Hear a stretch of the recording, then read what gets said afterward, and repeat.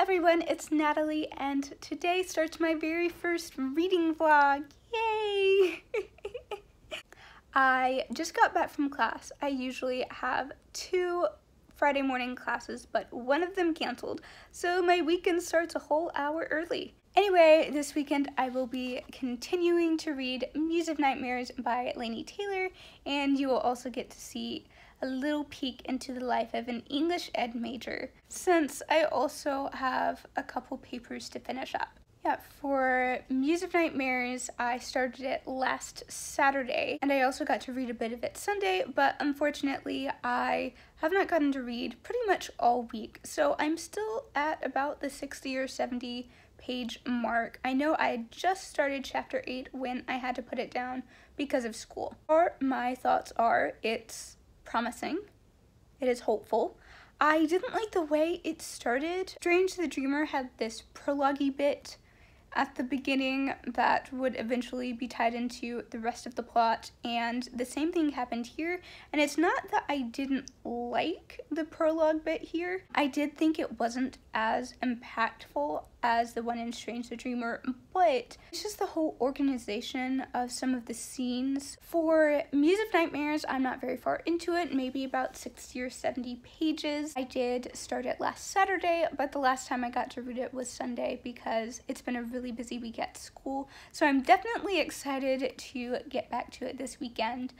So far, I'm not enjoying it quite as much as Strange the Dreamer. Part of it has to do with the organization of the scenes. In Strange the Dreamer, you see like this prologue-y bit at the beginning that's eventually tied into the rest of the plot, and that happens in Muse as well. It introduces some really cool new information about the world and about the Misarthim. It wasn't as impactful to me as the one in Strange the Dreamer. Plus, the first actual chapters pick right up where Strange the Dreamer left off, and that's what I've been waiting for the past few months. I wanted to know what's gonna happen, how are Laszlo and Sarai gonna solve this crazy situation, and so I didn't like how there was a delay in getting that action and getting that answer. And I would have liked it better if Laini Taylor had just jumped right into that and incorporated that prologue-y bit a couple chapters in. Editing Natalie here because I don't know how it happened, but a big chunk of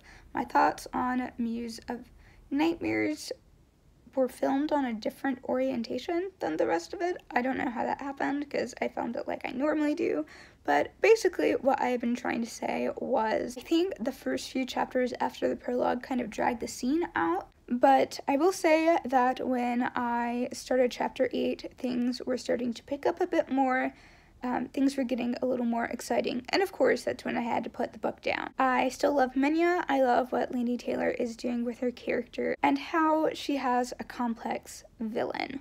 And now that Sarai's a ghost, we can really get to see how Minya's powers work, what it's like to be under her control, because unlike in Strange the Dreamer, Sarai doesn't just know and see the effect Minya has externally. We're actually getting her first-hand experience of it. Another thing I really like goes back to the prologue. It introduces more information about the Misarthim and the mythology behind them, where they came from, and it's just really cool seeing the world of Strange the Dreamer expand. To me, Strange the Dreamer was always a mix of sci-fi and fantasy, but leaning more on the fantasy side. But I'm getting the impression that Muse of Nightmares is going to be more on the sci-fi side. And that's especially judging from the prologue. I'm not even sure if it takes place on the same planet as we. I'm also not sure if it takes place in the past, present, or future compared to the main storyline. It does seem like there are more Misarthim than just the ones that were at Weep. And it kind of seems like maybe they've had contacts with other people groups, maybe even other planets. So maybe the Citadel at Weep was kind of acting as a base of sorts. It's kind of sounding like an alien invasion space empire sort of thing. Like the Misarthim aren't actually gods, they're just a superpowered race. But if that's true, then wouldn't the other Misarthim have heard about the carnage at Weep and like attacked or something? Overall, first impressions of the first 8 chapters. The best start, especially with the slower chapter pace. It's starting to get exciting and there are some interesting developments. And now we can go back to Natalie from Friday. I'm not going to read until a bit later today. I have another video to film and then I'm trying to get a bit of homework out of the way. So yeah, I guess I'll see y'all later. So it is 10 o'clock at night. Almost a full 12 hours since I started this reading vlog and I've not read a single page. I was wanting to get some done this morning after class and before I started homework after lunch and everything, but there was a bunch of crazy technology stuff going on that I couldn't figure out even with the help of internet people. I had to re-edit a video and that took a lot longer than I expected. I'm trying to get ahead on some of my filming and editing. Next Friday, the 7th, my exams start. I'm trying to get that out of the way so I can focus on studying. So yeah, I had to re-edit.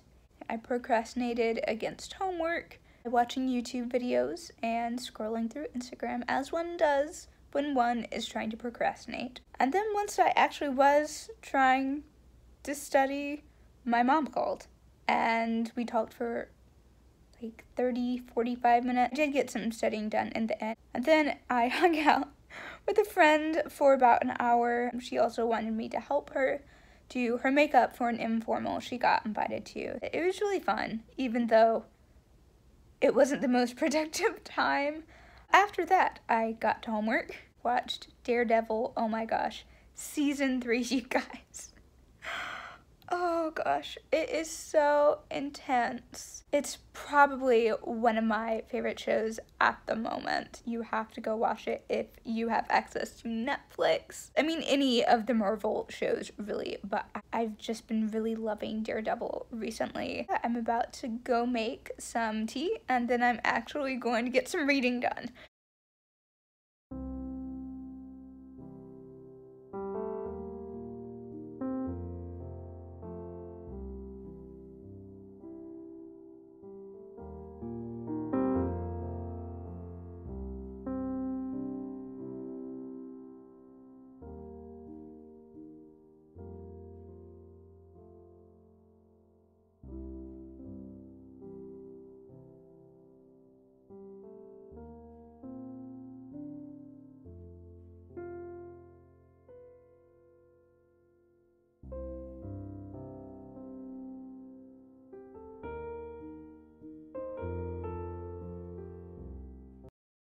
So Editing Natalie is back, unfortunately, because the majority of the clips from the reading update I did Saturday morning got messed up too. So I'm just going to do the update here. Let's go back in time and pretend it's Saturday. I am more cozy and less stressed now, and my hair may not be as clean as it was then, but it'll have to do. So Friday night, I got to read a fair amount. I got to page 152, and I think I read about 10 chapters. It was really hard to get through because not much is happening. The last chapter I've read, I think it was chapter 18, marked the end of Laszlo's first full day in the Citadel. It's been one day since the end of Strange the Dreamer. It's been a really dragged out one day and not much has happened, even though Lenny Taylor chose to devote so much time to it. Part of the problem is her writing style. I love her writing style. I loved it in Strange the Dreamer, but here she's practically abusing it. She will just go pages and pages of description or explanation that's really unnecessary, and sometimes it's like she doesn't trust the reader to understand what she's trying to say or what's going on. Like, there's a lot of repeated stuff. I also don't like the direction Laszlo and Sarai's relationship and characters are going. It seems like they're going backwards in it. It's very one-dimensional in terms of Sarai is Laszlo's whole world, and Laszlo is the same for Sarai. Everything they do revolves around each other. That's all they think about. Considering what happened in Strange the Dreamer and, like, the trauma of it, like, I would get, like, not wanting to let go. But it's not contributing anything. Like, there's no character development or relationship development from it. It's just sickly sweet, almost borderline puppy love, honestly, because we're not seeing that development. Really disappointing because I love them so much and I love their relationship, and there is so much that happened at the end of Strange the Dreamer that has the potential to really develop them, and it's not being used. There's just a lot of inaction over a lot of page space, and it's aggravating. Anyway, I'm just really worried right now because this is my most anticipated release of the year. I went as far as to buy the brand new fancy hardback. I had it on pre-order, and it's really disappointing right now, and I just need something to happen, and happen soon, because I know for a fact that if I can't give it 4 or even 3 stars, I will be in agony.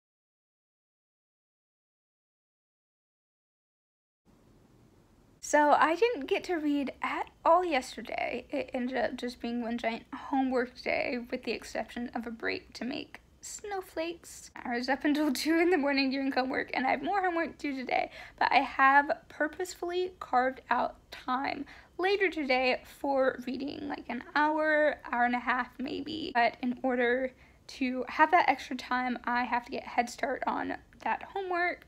I just put on some water to heat for tea to take my picture for today's Instagram post, and then I'll start on my homework. I have a study guide to work on for my history final, and I have a rough draft for a research paper as well. Okay, today is Sock Sunday. I am showing off my cute little snowman socks that I'm wearing in protest of the weather. It has been down in the 40s and even a little in the 30s for the past several weeks, and all of a sudden it's 70 degrees. Mother Nature needs to check her calendar because it's December.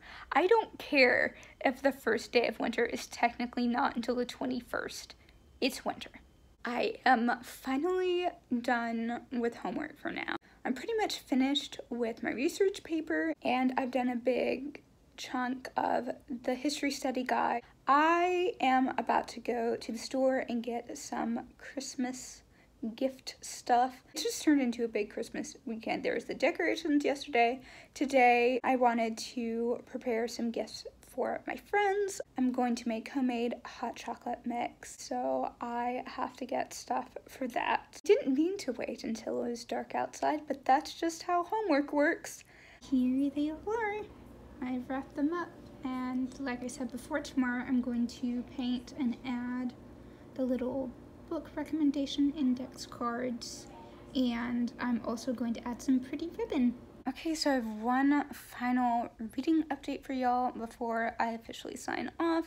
It's technically Monday, but I did get to read last night. Got to page 200, and thankfully it is getting a bit better. At the very least, this set of chapters was more enjoyable. We got another chapter with Thyone and Calixta and like their discovery in Weep, and we're getting to see more of Thyone's perspective. We're getting to see some character development in him and get kind of in his mind, and I've been really enjoying that. And that same chapter, we started learning a bit more about Weep's mythology and kind of how that meets reality, and that is really cool. It's probably one of the coolest aspects I've read so far, and I'm really curious to see where that goes. However, I'm still wanting more out of the subplots.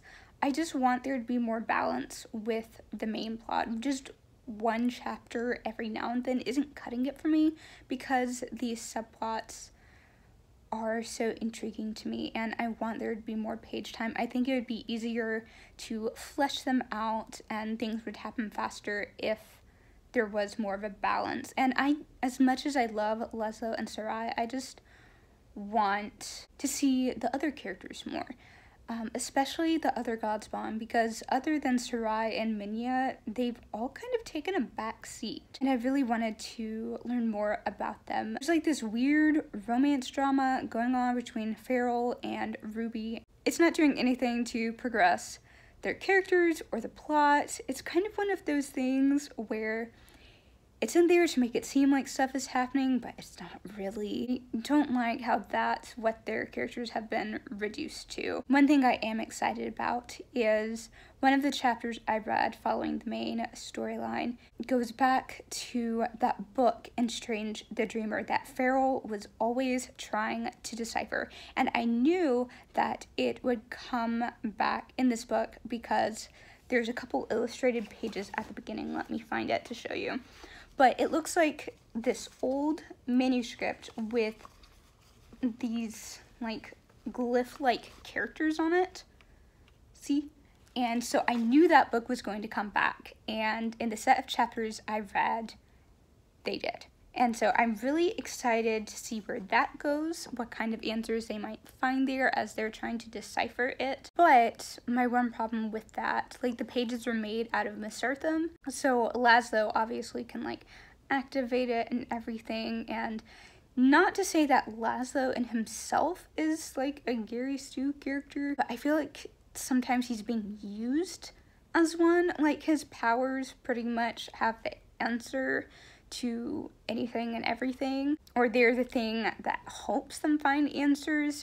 I feel like none of the other characters are really contributing to what they're trying to find out, and I don't like that. I really don't like that. Additionally, the scene with the book, it brought around more questions about the Mesarthim, and they're starting to try to make connections, and in that same scene, we've also started seeing connections being made between the main storyline and the prologue bit. Even though there weren't any chapters in the specific set that I read last night that continued that storyline, I'm starting to see how they connect, and it seems like we're starting to see, like, the formation of the group of Mesarthim that will eventually be at Weep. So I think my earlier assumptions were correct. We will be getting answers to why the Mesarthim came to Weep and everything, and I am excited about that. But again, I want the subplot to get more page time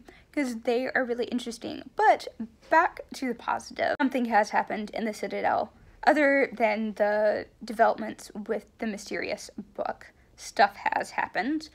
There's been some really interesting developments with Sarai and her character, and especially with how her powers have adapted to her being a ghost and how she's been using them, and that's really cool to see.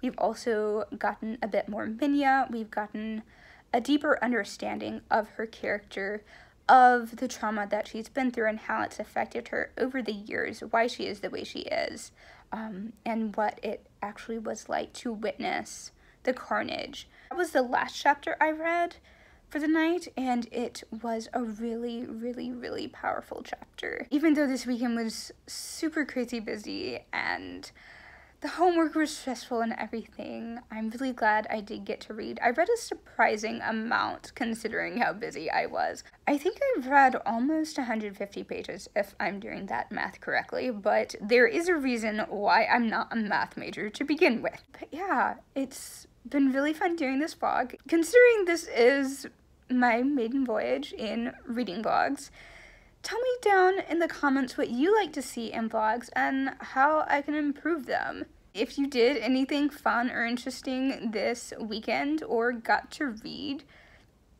tell me about that too. This was really fun, and I really liked sharing my weekend with you. Have a wonderful rest of your day, and I will see you Friday.